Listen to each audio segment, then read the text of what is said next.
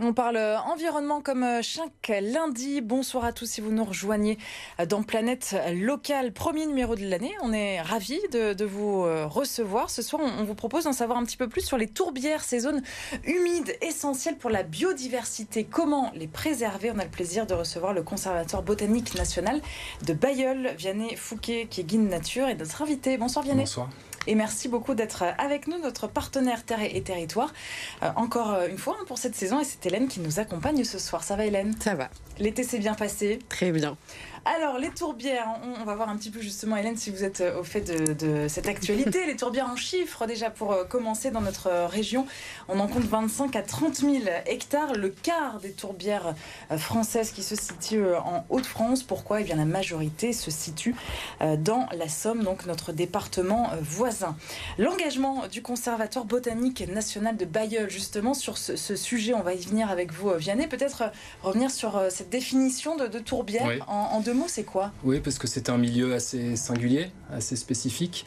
C'est un type particulier de zone humide dans lequel l'eau est omniprésente, mais est dissimulée par une épaisse couche de matière organique, de plantes qui ne se décomposent pas. Donc parfois sur 10 mètres d'épaisseur, comme dans la vallée de la Somme. Et ça, c'est historiquement, ça a toujours été comme ça dans la Somme, du coup Alors dans la Somme, les tourbières, la création des tourbières remonte à plus ou moins 10 000 ans. Donc effectivement, quand on se balade sur les coteaux calcaires de la vallée de la Somme et qu'on aperçoit ces tourbières, on aperçoit 10 000 ans de création de tourbières, donc 10 000 ans de la région. Est-ce qu'il y en a ailleurs que dans la Somme? À l'échelle régionale, le gros des troupes se situe dans la vallée de la Somme et de ses affluents, dont l'Avre. Et ponctuellement, dans le Nord-Pas-de-Calais, on a quelques tourbières dans le Valenciennois, du côté de Vray, de Marchienne, et aussi quelques bas-marais alcalins qu'on retrouve sur la côte d'Opale, en arrière du littoral. Et donc, quand on va se balader du côté de Bailleul au Conservatoire botanique national botanique, je ne sais plus dans quel sens, on en parle justement de ces tourbières avec vous et avec l'équipe aussi. Pourquoi? Quelle est votre singularité? On parle des tourbières, on parle de l'ensemble des milieux naturels qui font la richesse des Hauts-de-France, parce que la mission du Conservatoire, c'est de préserver le monde végétal sauvage, parce qu'aujourd'hui, une espèce de plante sauvage disparaît par rang de la région. Alors, les espèces ne disparaissent pas, il ne faut pas se laisser voler le sens des mots, elles sont exterminées, éradiquées par l'homme, sciemment, on sait pertinemment ce qu'on fait. Mais donc on essaie de sensibiliser à la préservation de ce qui fait la richesse des Hauts-de-France, et les tourbières en font évidemment partie. Donc vous avez reconstitué, c'est ça On a un jardin pédagogique, précisément, dans lequel on a reconstitué plusieurs milieux naturels qu'on retrouve dans les Hauts-de-France. On a une pelouse calcaire, on a un petit massif dunaire avec la dépression dunaire, la panne dunaire attenante, et on a un extrait, un confetti de tourbière qui permet de rendre accessible ce milieu qui ne l'est pas facilement. Oui, le but c'est ça, surtout, c'est de sensibiliser les gens qui viennent à vous. Dans le jardin, le but est de sensibiliser. Après, on a une équipe scientifique qui travaille sur le terrain, qui fait des inventaires pour améliorer la connaissance qu'on a des espèces végétales sur le territoire. Et on a aussi une équipe de botanistes qui agit sur la conservation, donc notamment par des réintroductions de plantes et par un jardin conservatoire où on conserve quelques espèces emblématiques et menacées. Et alors, en quoi c'est important de préserver les tourbières? En fait, c'est une question qui est un peu inepte, qui ne me plaît pas beaucoup. À quoi ça sert de préserver? On va partir. Non, mais c'est une question qui revient souvent. Les espèces sont là, elles garantissent l'habitabilité de la Terre, elles font la beauté du monde dans lequel on vit. Et puis je crois aussi qu'en tant qu'Homo sapiens sapiens, l'homme qui sait doublement, on peut préserver des espèces et des milieux naturels pour ce qu'ils sont en tant que tels, parce que nous cohabitons avec eux. Oui, ce que vous voulez dire, c'est que oui, notre question, elle est un petit peu naïve et oui. c'est pas... Mais c'est une question qui revient très souvent, c'est le principe des services écosystémiques. Mais à quoi nous sert la nature? J'ai toujours vu un peu d'arrogance dans cette question-là. L'homme qui se place au-dessus de tout et qui considère que la nature est un stock de matière dans lequel on peut puiser. Alors, terre d'avenir, on comprend un petit peu plus avec ce sujet, justement. C'est bon pour la planète. Vous parlez des espèces menacées. Est-ce que vous avez des exemples?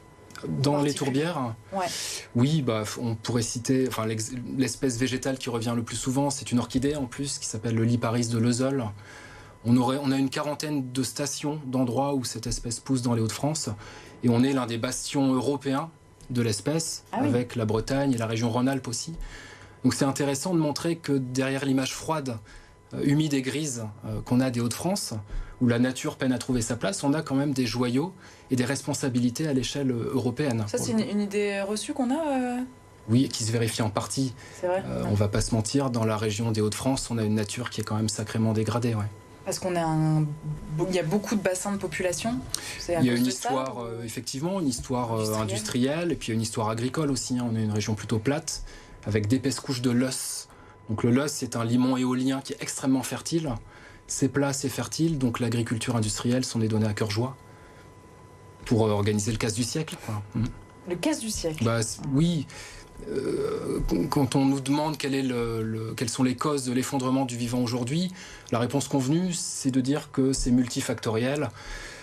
Je crois qu'il convient d'insister quand même sur le rôle joué par nos pratiques agricoles. C'est un problème très complexe, attention, je ne jette pas la pierre sur le monde paysan, mais on ne peut pas passer à côté de la problématique agricole. Alors, comment préserver les tourbières? On l'a déjà un petit peu évoqué, mais vous parliez des scientifiques. Qu'est-ce qu'ils viennent faire en deux mots, si on peut vulgariser un petit peu leurs travaux et leurs techniques, leur savoir-faire? La base, c'est d'inventorier, donc de faire les tours de tourbières, de voir ce qui y pousse, quelles sont les espèces présentes, quelle surface elles occupent, et à partir de là, on prend des décisions. Et en ce moment, il y a notamment un programme européen qui est piloté par le Conservatoire d'espaces naturels, qui s'appelle le LIFE Anthropofence, qui vise à préserver 480 hectares de tourbières dans les Hauts-de-France, mais aussi en Wallonie. Et donc là, ça passe par des opérations de réintroduction. Et un conseil peut-être pour le grand public aussi sur ce... Pour préserver les tourbières. Ouais. Et pas que d'ailleurs, mais en l'occurrence, oui, c'était notre sujet du soir. L'une des deux grosses menaces qui pèsent sur les tourbières, c'est le dérèglement climatique et les périodes d'assèchement qui vont se répéter. Donc le meilleur conseil que je puisse donner au public, c'est d'arrêter de s'agiter, d'arrêter de consommer et le temps et l'espace pour produire des biens superficiels qui procurent des plaisirs qui sont éphémères, quoi. Il y a eu un effet avec les inondations et ces nappes qui étaient pleines. Je ne sais pas si c'est encore le cas aujourd'hui. Le printemps très humide qu'on a eu et l'été relativement humide qu'on a sont une aubaine pour les tourbières. Véritablement, c'est de l'eau bénite qui tombe du ciel, qui est tombée du ciel. C'était du jamais vu depuis quelques années, non? J'imagine, on a connu des années de sécheresse. On a eu un printemps record, mais qui est peut-être trompeur. C'est le propre du dérèglement climatique, c'est qu'on ne sait pas vraiment à quelle sauce on va être mangé. On s'attend plus ou moins à des épisodes de sécheresse de plus en plus violents, et des printemps-été de plus en plus secs, mais des automnes-hivers de plus en plus humides, eux. Et la sécheresse, ça met en péril les tourbières? Précisément parce que le principe de la tourbière, c'est d'être constamment ennoyé sous les eaux. Une tourbière qui s'assèche, ça donne la possibilité aux micro-organismes du sol qui ne pouvaient pas travailler quand la tourbière était ennoyée dans des conditions sans oxygène. Là, ces micro-organismes vont pouvoir décomposer la tourbe va s'enrichir et des plantes très gourmandes en nutriments vont s'installer et banaliser l'espace. Merci beaucoup Vianney en tout cas pour votre éclairage. On boit vos paroles. Merci, on continue avec l'actualité de Terre et Territoire. Ok. Hélène, on parle de la place de la nature en ville. Oui, alors c'est le dernier volet de notre série d'été. Donc on s'est intéressé à la nature en ville avec notre guide nature qui nous a suivis tout l'été, Vianney. Et on a été à Arras, mais le constat est pratiquement le même partout, c'est qu'elle a du mal à s'imposer et c'est dommage parce qu'elle a de multiples avantages pour les changements climatiques, mais il y a aussi une étude qui vient de sortir et qui indique qu'elle a un impact significatif sur notre santé. Elle a sauvé 22 000 vies en 2023 et évité 275 000 pathologies. C'est à lire dans Terre et Territoire. Merci beaucoup à tous les deux, on se retrouve demain, l'actualité qui revient dans un instant. Très belle soirée.